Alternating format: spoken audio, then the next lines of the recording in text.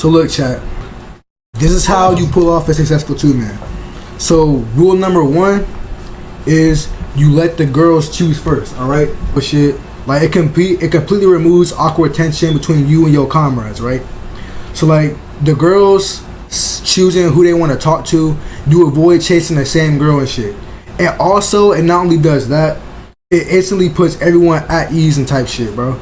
So like, all y'all are paired up with the person that actually wants to talk to you. So it maximizes chemistry and some more shit. Rule number two, if your homie lies, he's telling the truth basically. Narrative alignment in a two-man mission is everything. So like, if your homie does have the balls to lie about some shit or say something on a two-man, all you have to do is nod up and down. You have to completely validate his story. The reason why you need to do it is because if you do call your homie out on some shit, it destroys illusions type shit and it makes him look stupid. You don't call your homie out in the heat of a mission. You can absolutely roast the fuck out that nigga on the car on the way home. Anybody on any mission, 2, 3, 4-man missions, while the clock is ticking, his word is gospel, bro. Call him out. The girls are just gonna call you out as a liar too by association. Nobody likes liars, so the mission fails. Rule number 3, never give a fuck about the movie. Never care about the movie at all. I don't give a fuck what is playing. All the movie is, the reason why all the movie is a strategic way to add background noise. All the movie is background noise. So shit is not awkward. If you spend 2 hours watching a movie, the reason why you don't give a fuck about the movie is because it distracts your team from the real reason you're here, bro. Like, if you spend 2 hours watching a movie, you wasted so much time and you could have been using it to try and get with the girls, bro. Like, and also the reason why you don't do that is because if you actually watch the movie, your ass probably gonna get friend zoned. You probably gonna get friend zoned. Like, we hear the Netflix and chill, not textbook and skills. All right, so don't care about the movie.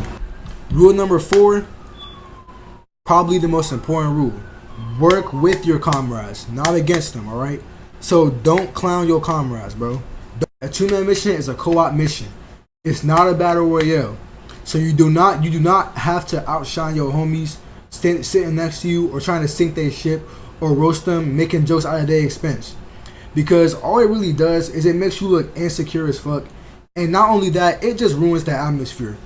Cause like, if hoes seeing you roasting and some old shit, bro, like everybody's off track, everything is ruined, and the hoes not gonna want to crack you, bro. Like, true success looks like endless strings and assists, bro. Like passing the ball, dribbling that bitch like Michael B. Jordan, shooting that bitch like Stephen Curry, and dunking that bitch like LeBron James, bro. When you when you spend the whole time making your comrades look like absolute fucking rock stars, famous people, that positive energy naturally reflects back onto you and ensures everybody fucking wins at the end of the day. Rule number 5. Always have a signal. This is probably the most important rule, right? Before y'all even walk through the door. Matter of fact, before y'all even set up the two-man, bro. Before y'all even set up the two-man, y'all have to have a signal. This signal has to be very specific, I would recommend. Right? Like, the signal could literally be anything. But I would recommend you using a signal that's like very specific. So like nobody can get it like wrong, right? Before y'all even walk through the door, y'all have to establish a signal. When this signal is called, all negotiation stops. No more negotiation. Mission is aborted immediately. This signal means abort mission. Don't let nobody suffer through a bad vibe alone. Rule number 6, right? What happens in the mission stays in the mission. Discretion is absolute bedrock of trust, bro. Whatever wild or embarrassing or successful thing y'all did on the 2-man or any 3-man, 4-man missions, that shit is strictly locked away in the briefcase and thrown away for good, bro. It's locked away for good. It's locked in the closet. All right? Like, you go into the details. Like, you go into the group chat or some more shit, telling everybody what happened on the 2-man, bro. Like, all you really doing is just making sure that nobody trusts you and no nigga gonna ever want to go on the 2-man with you again, bro. I would recommend following this rule strictly because you want to go on future 2-mans and shit. But if nobody wants to go on a 2-man with you, then you're not gonna have any more two mans. Rule number 7: always be prepared to take one for the team. It's the ultimate bedrock of true friendship. One thing you cannot be on a two-man mission is be selfish. You absolutely cannot be selfish. When that ugly ass grenade comes in, bro, gotta take one for the team, bro, to make sure your homie succeed.